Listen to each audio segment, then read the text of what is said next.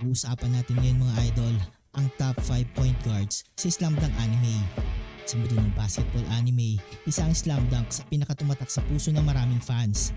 Pero sa bawat taktak, pasa at clutch shot, may isang posisyon na tahimik pero napaka-critical. Ang point guard. Sila ang utak ng laro. Sila ang general sa court. At ngayong araw pag-uusapan natin ang top 5 point guards sa Slam Dunk Anime base sa kanilang skill, impact at basketball IQ. Ang panglima sa ating pwesto ay si Hisashi Mitsui, ang dating MVP na naging sniper. Okay, alam ko ang sasabihin nyo mga idol, shooting guard si Mitsui, diba? Pero pansinin mo, sa ilang critical moments, si Mitsui ang gumagawa ng desisyon para sa Shoku. Kung babasehan ng clutch leadership, may tuturing siyang backup point guard sa play execution. Kung galawan niya, parang fusion ng shooter at floor leader. Ganyang ka-special si Hisashi Mitsui. Pang-apat sa ating pwesto, si Kenji Fujima, ang silent commander ng Shoyu. Si Fujima ay isa sa mga underrated point guard sa anime. Hindi lang siya point guard, coach player din siya ng Shoyu. Kaya bawat galaw ng teammates niya, alam na alam niya. Sa sobrang compose niya, kahit under pressure, parang chess master lang sa galaw. Hindi flashy, pero sobrang reliable. At pangatlo sa ating pwesto, si Shinichi Maki, ang all-around monster ng Kainan. Si Maki ay hindi lang point guard, para siyang combo ng point guard, shooting guard at small forward.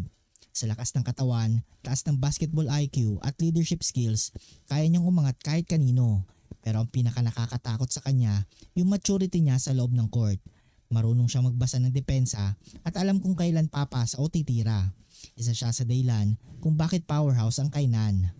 Ang number 2, si Akira Sendo, ang effortless genius ng Ryonan. At bakit nga ba si Sendo ang nasa top 2? Simple lang, natural talent. Kahit na hindi siya traditional point guard, siya ang tumayong playmaker ng Ryonan. Napakatalino niyang magbasa ng game, parang may third eye, chill lang lagi pero killer sa execution. At sa totoo lang mga idol, kung naging seryoso lang siya sa buong laro, baka siya na ang nag-number 1. At ang panguna sa ating pwesto, si Miyagi Ryota, ang totoong point guard ng Shohoku. Si Miyagi ang heart and soul ng Shohoku offense, mabilis, tuso at may swag. Sa taas na 168cm, pinapatunayan niya na di mo kailangan ng height para mamuno sa court. Ang passing niya, napakalupit at ang drive niya, mabilis. Ang leadership niya, matatag. Siya yung tipo ng point guard na kahit underdog, kaya kang buhatin pataas. At ngayon na siya na ang bida ng bagong Slam Dunk movie, mas lalong napatunayan na siya ang tunay na point guard ng era. At yan ang ating top 5 point guard sa Slam Dunk. Hindi lang ito usapang stats, usapang puso, diskarte at leadership ito. Sino sa kanilang favorite nyo? May nakalimutan ba akong idagdag? I-comment nyo sa baba at huwag kalimutang i-like, share at i-subscribe para sa mas marami pang anime basketball breakdowns.